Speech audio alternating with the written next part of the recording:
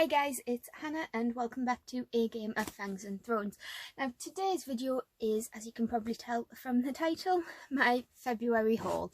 Now I do have to mention you might hear some noise, but that's just my sister. She's just doing some uni work, so if you hear random noise it's her. So let's just get on with the books. Now first of all we have the Fairyloot book from January. Their shipping was delayed. So we have Law by Alexandra Bracken. Haven't started it yet, but this bookmark was just perfect to go in it. But this follows the story of Law, who is either descended from gods or is descended from god hunters. So in modern day New York, a murderous game is about to begin the Aegon. Every 7 years, for 1 week only, Zeus punishes the gods by forcing them to walk the earth as mortals. Savagely hunted by the descendants of ancient bloodlines, all eager to kill a god and seize their divine power and immortality.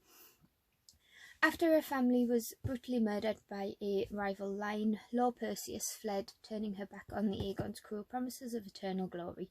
For years, Law has honoured her parents' memory by doing one thing: surviving. For years, she has pushed away dark thoughts of revenge, until now. As the next game dawns, Law finds Athena gravely wounded on her doorstep. The goddess offers her an alliance against their mutual enemy and a way to leave the Aegon behind forever.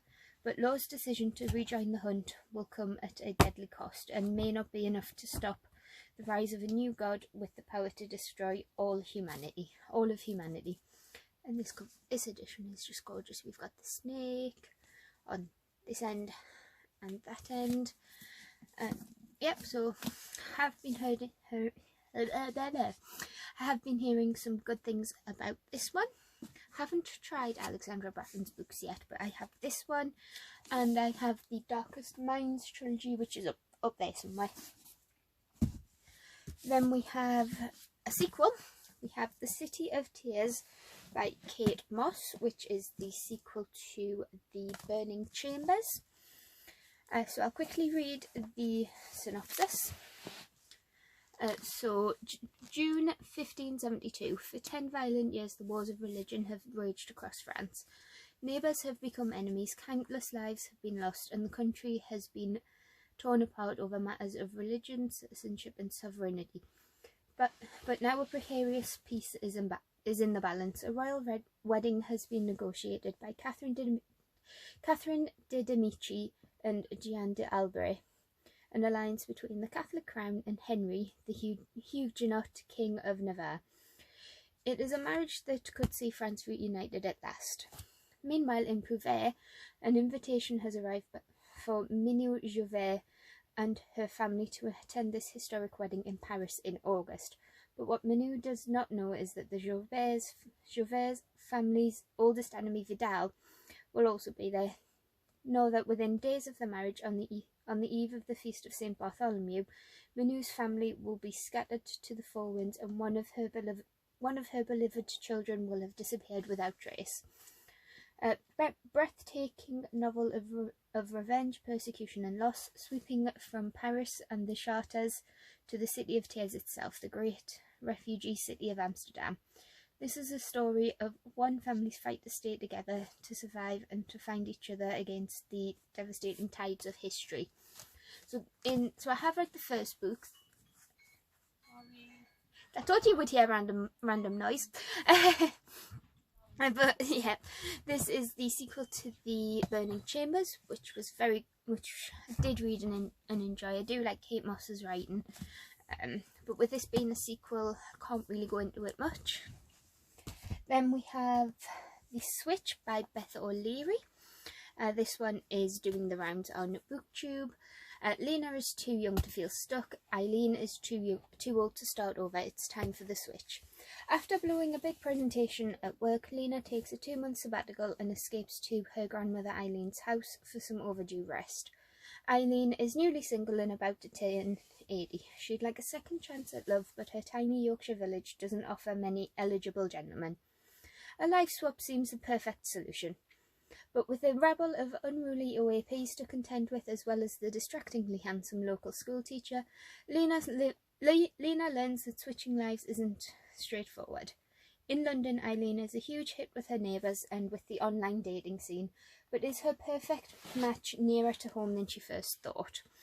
Now, I have heard mixed things about the Flatcher, which I haven't read, so I thought I'd try the Switch, and we'll go from there. Then I have Such a Fun Age by Kylie Reid. When Amira is apprehended at a supermarket for kidnapping the white child she's actually babysitting, her employer Alex resolves to make things right. So begins a crash course that will upend everything they think they know about themselves, each other, and the messy dynamics of privilege. And this was longlisted for the 2020 Booker Prize. So I have heard really good things about this one as well. It's about white feminism and performative allyship, because in this I hear that Alex she presents herself as a white feminist, and she's trying to be anti-racist and all that, but a lot of what she does is for her own gain, and this sort of explores that. Then we have A Concrete Rose by Angie Thomas. This is the prequel to The Hate You Give and follows Star's dad. A searing exploration of black manhood set 17 years before the events of The Hate You Give. With his King Lord dad in prison and his mum working two jobs, 17-year-old Maverick Carter helps the only way he knows how, slinging drugs. Life's not perfect, but he's got everything under control until he finds out he's a father. Suddenly, it's not so easy to deal drugs and finish school with a baby dependent on him for everything. So when he's offered the chance to go straight, he takes it. But when King Lord blood runs through your veins, you don't get to just walk away.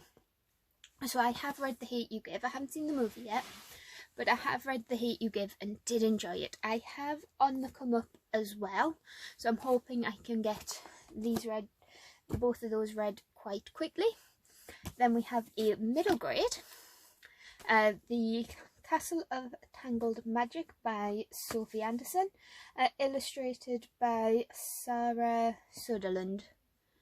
Magic awaits, all you have to do is believe. When 13-year-old Olia steps through a magical doorway, she discovers another land, a land tangled by magic, where hope is lost and a scheming wizard holds all the power.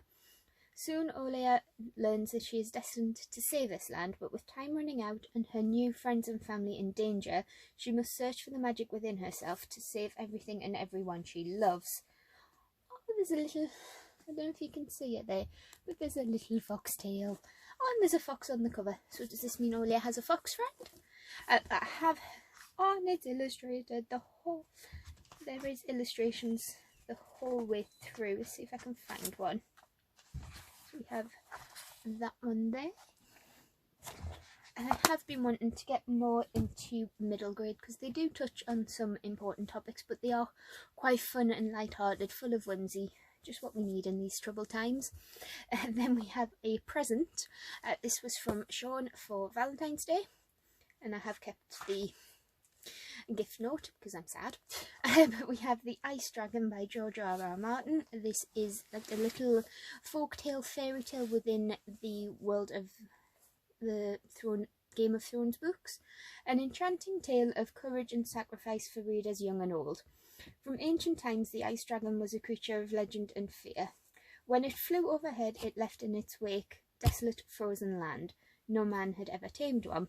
Adara first glimpsed the ice dragon as she played in the snow long after the other children had fled the cold.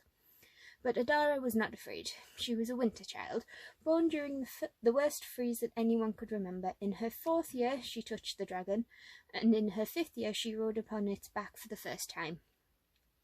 Then, in her 7th year, on a calm summer day, fiery dragons from the north swooped down upon the peaceful farm that was Adara's home, and only a winter child, and the ice dragon who loved her, could save her world from destruction. And I do think this story is mentioned in the main books. At least it's touched upon, so it'll be interesting to read some folk tales from that world. We have 2 more and then we'll get on to another subscription box. We have Where the Crawdads Sing by Delia Owens. For years, rumours of the Marsh Girl have haunted Berkeley Cove, a quiet town on the North Carolina coast. So in late 1969, when handsome Chase Andrews was found dead, the locals immediately suspect Kaya Clark, the so-called Marsh Girl. But Kaya is not what they say. Sensitive and intelligent, she has survived for years along the marsh and that she calls home, finding friends in the gulls and lessons in the sand. Then the time comes when she yearns to be loved. When two young men from town become intrigued by her wild beauty, Kaya opens herself to a new life, and until the unthinkable happens. So I have heard that this is quite sad and touching. Oops. Then we have Bernardine Evaristo's Girl, Woman, Other. This is Britain as you've never read it. This is Britain as it has never been told. From the top of the country to the bottom, across more than a century of change and growth and struggle and life, Girl, Woman, Other follows 12 very different characters on an entwined journey of discovery. It is future, it is past, it is fiction, it is history. It is a novel about who we are now. So I understand that this follows 12 different women or people who identify as women, and they all their different vignettes, all their different stories intertwine. Then I signed up for a new subscription box, and I picked a perfect month to do it. I signed up for Book Box Club, and I have 2 books and a sampler. So the sampler is Unchosen by Catherine Blair, and from what it goes on sale the 4th of March, so it's out in a couple of days. And it's Unchosen, and from what I understand, from what I've seen, this is a girl who sees her world end, and the powers that be want her sister, but her sister isn't around anymore, or she doesn't want her sister to get taken. So this is just a little uncorrected sampler. I might read it because I am interested in the book. If that's the final cover, it is gorgeous. So we have the books. We have both of a witchy theme. We have All Our Hidden Gifts by Caroline O'Donoghue. The cards hold the truth. Be careful what you ask. Maeve Chambers doesn't have any special gifts. That is, until she finds a dusty old pack of tarot cards and starts giving uncannily accurate readings to everyone around her. But when she reads for her ex-best friend Lily, a strange card appears in the deck and everything goes wrong. Lily doesn't come to school the next day, or the next, and Maeve knows she's been taken somewhere the police will never find her. Only the cards and something older, something even more powerful, can bring her back. So, very witchy vibes, and it did come with a signed bookplate that I've just stuck in. Then we have We Played with Fire by Catherine Barter. How nice it would be to make them doubt themselves for once, make them see that there were more things in the world than they were capable of explaining. Maggie has been accused of a terrible crime, but only her younger sister Kate believes her version of events. Now banished to a lonely, freezing house in upstate New York, Maggie and Kate are bored and restless. They begin to make mischief in the night to startle their parents, but the house seems to be waking up, and whatever haunts it has a message for the sisters. Maggie sees her chance to finally be believed, but not all ghosts want to play fair. Inspired by the true tale of the Fox sisters, the girls who claimed to speak with the spirits of the dead. So I'm thinking this is a historical fiction. Again, haven't heard much about it, but those 2 books are very new releases. One of them isn't out in the UK until later, so it's a very new early release. And then we have the Fairyloot box for February. Technically this should be in the March haul because it has arrived today, but I'm filming this video today and it's a February box, so it counts. So the theme for this month, for February, was What the Future Holds. So there's these spoiler cards, we'll just put that there so we can refer all the twinkles. So we've picked out the tarot cards. We have 6 of Wands and 5 of Wands. Now these are inspired by characters from Spin the Dawn, which I have not read, but it is on the list. We have a candle called Ico. Broken isn't the same as unfixable. Cranberry, peach, citrus and vanilla. Oh, it's very pretty blue. Yep, I can definitely get the citrus. And this is a hand-poured candle inspired by the Lunar Chronicles by Flick the Wick. We have a pin. Plenty of humans were monstrous, and plenty of monsters knew how to play at being human. This was designed by Jez Hawk, and it is inspired by Vicious by V.E. Schwab, and it's a double pin. So we'll just put that there to keep it safe. We have this little box. The night walked down the sky with the moon in her hand. See if I can get into it. Oh, they're fairy lights. I'll not get it out because it'll never go back in the box, but little moons. We have a fabric item. I'm rushing now because my camera's about to die. It's a cushion cover inspired by Red Rising.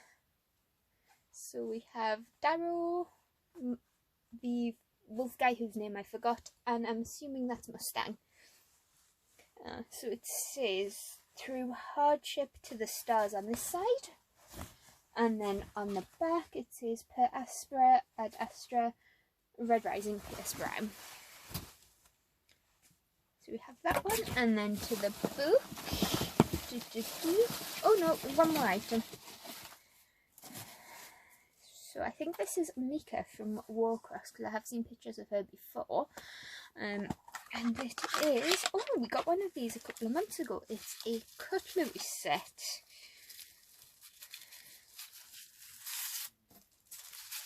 We have a knife, a spoon and a fork.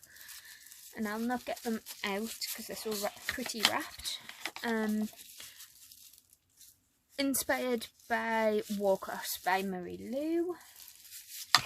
And now I think that's all of the items, so we'll have a look at the pouch. Oh, we have pretty red sprayed edges. We have the letter from the author with some fan art. The fairy scoop with next month's theme. Where's my bookmark? We have the bookmark, which has the same art as the spoiler card, and we have the book. So this is This Golden Flame by Emily Victoria. Orphaned and forced to serve her country's ruling group of scribes, Caris wants nothing more than to find her brother, long ago shipped away. But family bonds don't matter to the scriptorium, who's a bit of a camera angle change because the battery did die when in the middle of me reading the synopsis for This Golden Flame. So we'll quickly run through it again there. So, orphaned and forced to serve her country's ruling group of scribes, Caris wants nothing more than to find her brother, long ago shipped away. But family bonds don't matter to the scriptorium, whose sole focus is unlocking the magic of an ancient automaton army. In her search for her brother, Caris does the seemingly impossible. She awakens a hidden automaton. Intelligent with a conscience of his own, Alex has no idea why he was made, or why his father, their nation's greatest traitor, once tried to destroy the automatons. Suddenly the scriptorium isn't trying to control Caris, it's hunting her. Together with Alex, Caris must find her brother and the secret that's held her country in its power for centuries. So we'll have a quick look at what it looks like under the dust jacket. Oh, that's pretty. Under the dust jacket. So I'm assuming this is Caris, and it's red filed, and I've stuck this up somewhere in it. I've stuck this up to the side of a shelf with blue track and on stay. So this is what it looks like. We've got Karis looking very Grecian. So we've got this beige off-white colour as background, and then the red foil with the title on the spine and the pinky dusty pink sprayed edges. So oh, Space Pirates. That's the exclusive cover. So I'm guessing we have Karis, Karis's brother, and a space pirate. I just get space pirate vibes. But let's find where I put the fairy scoop, because that does have the comp for next month, which is Frozen Fables. So in Frozen Fables, have you ever noticed how peaceful the world seems after snowfall? How a hush falls over the landscape whenever it snows, and as beautiful as it may be, do you ever wonder which monsters may be hiding or perhaps resting in the silence? In this box you can expect items inspired by The Bear and the Nightingale, haven't read. Winter Song, haven't read. Spinning Silver, have read, rated at 3 stars. Wicked Saints, haven't read. Winterwood, haven't read. And Even the Darkest Stars, haven't read. We are thrilled to reveal that one of the items in this box is a ceramic mug featuring artwork by the brilliant Mona Lime Art. Now I do like her artwork. Our featured book of the month is a thrilling story inspired by Russian folklore. This epic tale is set in a wintry background and is filled with fables, romance, tragedy, magic and monsters. We're going all out on customizations again this month, and you can expect lots of customizations for all of our upcoming boxes too. I do like it when we get an exclusive cover. This edition will have an exclusive cover, shimmery sprayed edges, artwork on the reverse of the dust jacket, foil embossing on the case, and will have custom end papers signed by the author. We have our fairy scoop on the inside with the interview with the author, and I didn't show you, but yeah, this is signed as well. Oh, she's got such a cute little signature. But yeah, that's that for this month. Tell me if you think I should prioritize any of these books, and I'll see you in the next one. Bye.